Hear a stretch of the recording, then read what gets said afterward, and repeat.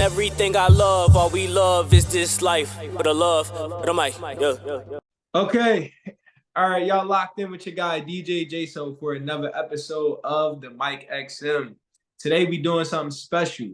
I had to bring in an expert today. We're going to be talking about the intersections between digital media and digital marketing. And I brought in my guy Keyz. What's up? AKA Keyz To The Game. The What's up, talk man? that's up. What's up, bro? What's going on, man? I'm feeling good, blessed, happy to be here, man. Really excited to have this conversation because I feel like this is a really cool topic. It's going to be really informative, and there should be a lot of insight here between the both of us because we've been doing what we've been doing for some time now, so Yeah, it's there only you right. go. There you go, for some time. So I really want to start out basically with the core definition for people who don't know. So when we talking about digital media, digital marketing, you get the main means of mass communication, aka broadcasting, publishing, and the internet. And it literally says regarded collectively. So like broadcasting, publishing, and the internet literally all kind of go in hand when we talk about media. Now, when we talk about marketing, it's literally described as the activity of promoting or selling products, including market research and advertising. Mhm. So just from the door, when we talk about digital media and digital marketing, we got two clear, distinct definitions. But for those that it did not sink into yet, let's hear your opinion on the differences or the correlations between digital media and marketing. For sure, for sure. And just to give some context too for the listeners of, just what I do. I'm a consultant for independent musicians. I help them find and grow a profitable fan base using low cost or little to no budget digital marketing tactics. So low effort, maximum impact tactics. But to your question, I keep digital marketing very simple. Digital marketing is the use of digital tools Right. to promote your product or service, the value of what your product or service is to, a potential prospect. Ooh, I love what you said there, and Yeah, I want to digress on that a bit. sure. Go So ahead. you said tools. So what those tools are, those tools would be the things like a digital media professional like myself would give you, right? So that would be that article, right, that you would use to market via an email campaign or some other source, or maybe an interview, a live interview that you could also use as a tool to market. That's where I wanted to fill in, because essentially that videographer, that photographer, that personality are those digital media professionals who would give those tools to a digital marketer to market a brand or a person.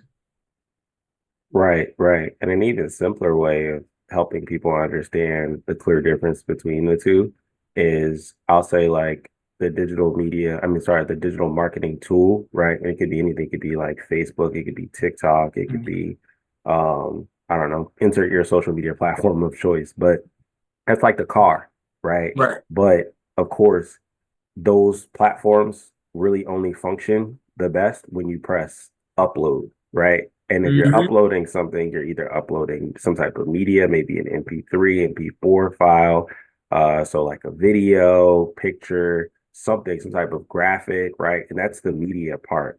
So you really, to be honest, there's very minimal advantage to marketing without the media if you really want to put it there, right? Like There it the is. marketing is the car and the media is like the gas.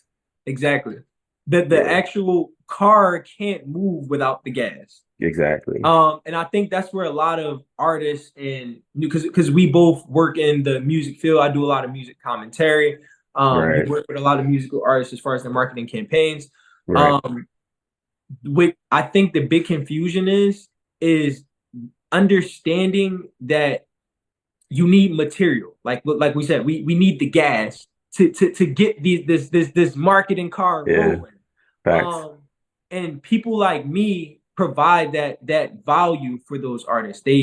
We take the time to write those articles, or we take the time to do that interview and come out, or come out to their event and speak to people and things. Right. So a person like you could take that, put that in a car And and go go. across the country. Yeah. Yeah. And the biggest, and just to piggyback off of what you said, one of the biggest problems that I'm noticing is there is actually a shift that's happened to the marketing, right? We're in a content driven marketing atmosphere right now. Right. So artists are not grasping, and even if you enter any other industry too, people really aren't grasping the fact that like the content creators are winning right now. Big facts, big The facts. content creators are winning right now, and I want us all to understand that and why.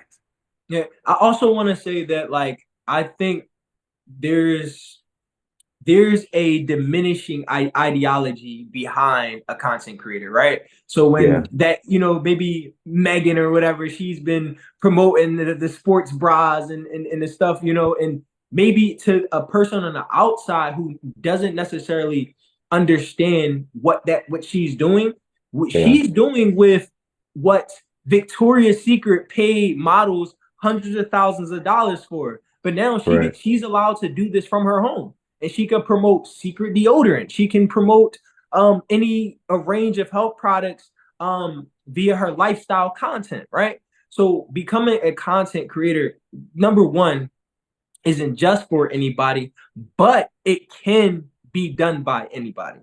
yeah, I think the biggest thing that people need to realize about this new age of content creators is collaboration is what creates that awareness. Um, just in my experience. Now, I know for a lot of people, they jump out the gate, they may have um, three, four pieces of content and they're ready to take off. What would be your advice to them to prepare? What tools I would say would you think that a person in that state would need to really get their marketing vehicle moving? that's a good question. So my team and we just recently discovered some really cool extra tools that we have in our tool set right now. One of the biggest ones, right, is going to be a tool called repurpose.io. Mm, I like repurpose.io because it literally is designed for the person who's embraced the fact that they are a content creator, because what it does is it allows for you to create a single piece of content, and then you can take that piece of content and it breaks it down into other short form content that's suitable for multiple different social media platforms. So if your platform of choice is something like Instagram, well, you can use repurpose.io, sync it up to your platforms, create right. that one, upload that one piece of content, and trust that repurpose.io is going to do all of that background stuff that you would have had to do, right? Which is Mm-hmm. go to each other platform like TikTok, YouTube, where LinkedIn, wherever, and it'll automatically do the upload. It'll transfer the captions, right? So these are all things that you don't have to do, because with the push of one button, you're now multiplied on multiple platforms. So that, four pieces of content, like in your example, you can Right. stretch that really Mm. far. Wow. Yeah, with literally the use of just one tool. So yeah, shout out to repurpose.io. And they don't pay me for that either. Yeah, I you're just right. really like the tool. I just really Just like the like tool. we said, we just like it. Honestly, Yeah. I'm aware of repurpose.io. I would definitely second that. As far as like say you're a YouTuber and you're that's your main thing. I think that would be great for creating that short form content from that longer form content. Where repurpose.io can create these shorter versions for your shorts and also create these shorter versions for your reels on Instagram or Facebook. And I think the dope part about that AI it does all of the sizing for you as Yes. well. Yes. Because Instagram post is not the same size as Facebook posts, and Facebook posts is not the same size as YouTube posts. So the very ingenuity that was put into that, I think is definitely a worthy tool. Yeah. Yeah. They did their homework. Like, I think being as a lot of us are new to accepting the fact that we're a content creator, it's a little like content is not always everyone's favorite piece, like having to create the content. So Right. it's just good to know that there's a tool out there that helps make the process a lot easier, right? Yeah. So that's And all I there's was there's saying. many. I feel like I would also say Opus. Like when I first started, I heard of Opus Opus, like yeah. opened so many doors for me because Yeah, trying to click videos and click videos, it's very much time consuming. yeah, And now granted, Opus isn't the A1 when it comes to picking the right section or maybe the right words. But granted, if you learn the platform and you learn how to say specific keywords and change different certain captions, then this app end up being like an easy thing, right? Because let's just say you don't have repurpose.io, but you signed up for your 14-day free trial of Opus. yeah. Essentially you still could use those same clips as reels, and you can use them as shorts. And the thing is, you can schedule content on YouTube and Instagram. A lot of people don't know this without even having a third party app like what is it? What were we talking about? Repurpose.io, Yeah, yeah, where you don't necessarily need a third party provider to schedule your content. You can use the schedulers that the apps themselves give to you, you know, and it works equally as well. Um, I want to talk about collaboration. So in let's get it. 2024, social media has become very important to Facts. marketing brands and artists, music, and so forth. And the number one thing that I've seen since the beginning of this year is the collaboration, that new feature that's been Yeah. issued to Instagram where you can collaborate a post. What would you say was the best? It would be the best way for an artist to utilize the collaboration tool. Shoot, easy. I mean, you said a key word, right? It's for brands and it's in collab. And the point of collabing is to be able to leverage one another's audience, right? So I love that Instagram created that feature because in the past, what you would have to do is, you guys would agree on a time to post or and tag one another, or somebody would just be the designated person to post, and then you get tagged, and then you engage on that designated post, which kind of worked, but or it did work for the time for the era that it was in. But now that we can actually collaborate, it's almost like both people get credit for that post, right? So it's like even though it was posted by one person first, as long as the person who got the collaboration request accepts it, they get equally just enough credit on it.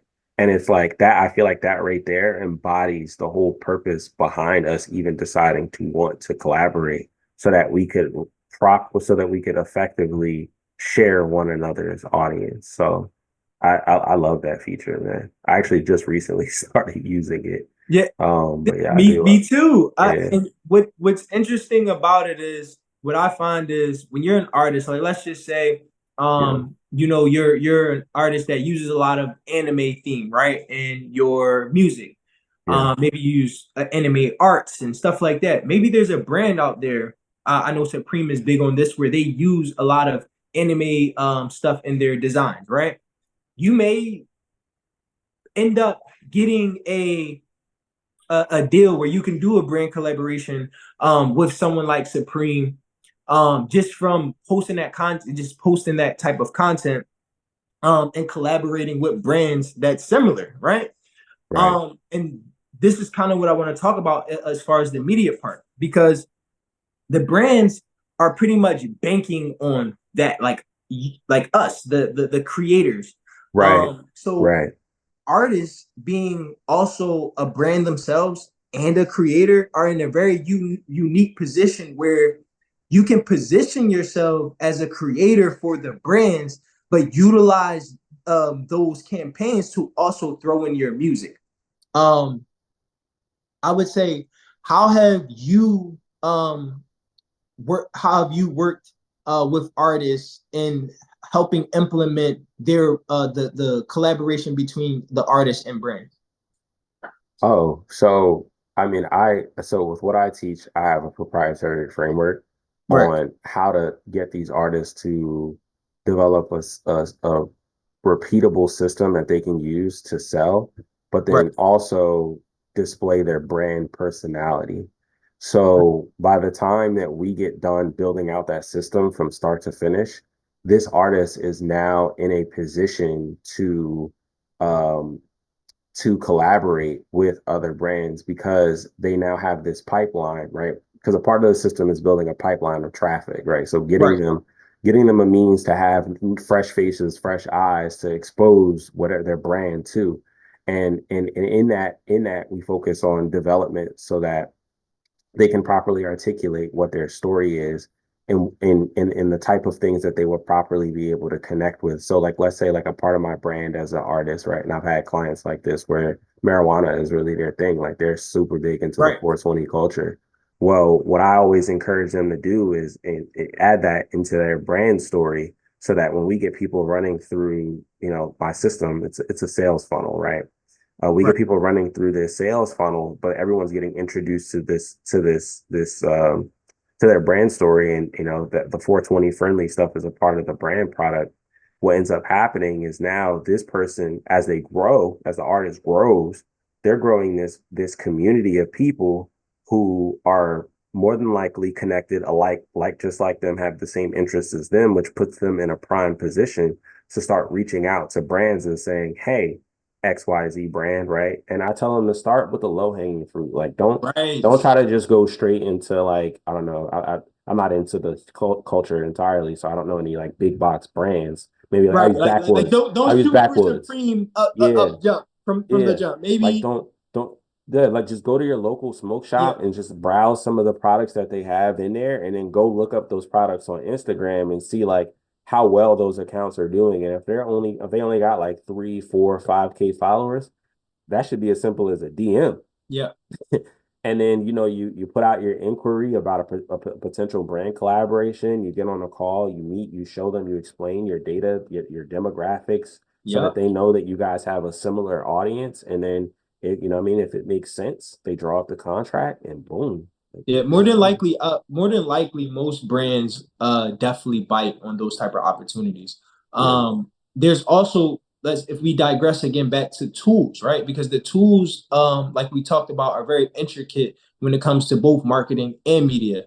right. And one tool there is I forget what this is called. It's called AI influencer, right?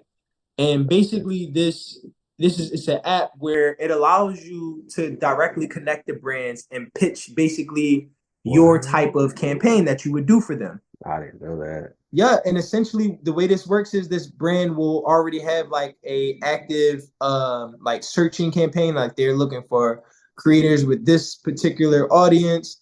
And you can apply to those campaigns, and essentially it may be something like this brand may be paying you $50 to create the content, but then they also give you an affiliate link where you get a percentage every time you sell the product.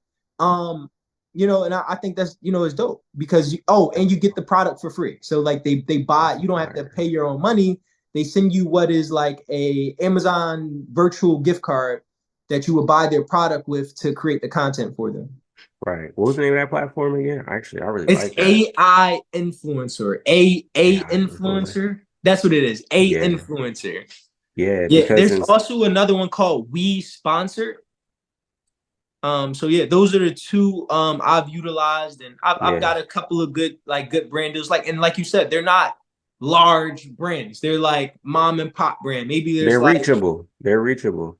But exactly. but if you keep working your magic, like I'll just use my formula as an example. Like if you use my proprietary formula, like your growth potential is only going to expand. So, this year you may have I don't know, 1,000 people in your community, but like by next year, if you keep working the strategy, you can end up with 10,000. The following year, 25,000. Once you start to reach those types of numbers, Right. usually that's when you start looking real pretty to the brands that appeared to be a bit out of reach in the beginning.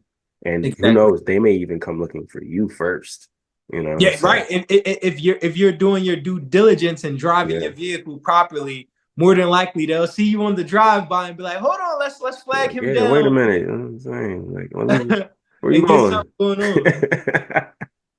But yeah, bro, honestly, I appreciate you coming through, sharing your knowledge with the For audience. sure. Before we go out, any closing remarks? Number one, definitely let everyone know where they can follow you at, number one. For And sure. number two, closing remarks. Yeah, you can definitely find me on all social media platforms at Keyz To The Game. That's Keys with a Z because the S was taken, unfortunately, when I launched in 2019. But as far as closing remarks go, one, understand that like this isn't it's not easy, right? Like there's a lot of work that you're gonna have to put into really understanding your tools. Like you have to be well versed with your tools. One platform that I'm sure we all know that I use to help me get really good is YouTube University. Mm, But the super hack is know that these tools too, they change over time, right? The same Facebook that we have right now is not the Facebook that we had 10 years ago. exact. So That's when fact. you go looking these videos up on YouTube, make sure that you're filtering by videos that are recent, okay? That are recent. Right. Because if you find a video from 9 years ago, I can't guarantee you that what that person had posted at that time is going to be effective for right now. Now, yeah, So big facts. And just yeah, to piggyback off of that, I want to say that like too, make sure you guys collaborate. The same way me and Keys are here now and talk to you guys about the different facts. aspects of what a media professional could do for you versus a marketing professional, and how we work hand in hand straight to the top. So Facts. yeah, make sure that you're collaborating and meeting with the right people. And I think the biggest thing is put judgment to the left. And really just do your due diligence as far as like doing knowing what you do. Focus on self, and you'll go far. I believe everyone will make it, make their dreams happen. Granted, they just believe in themselves, and stay focused. Right. Word. Number one, stay focused. Word. So y'all already know y'all tapped in with your guy DJ J. So this was another episode of the Mike X Sim.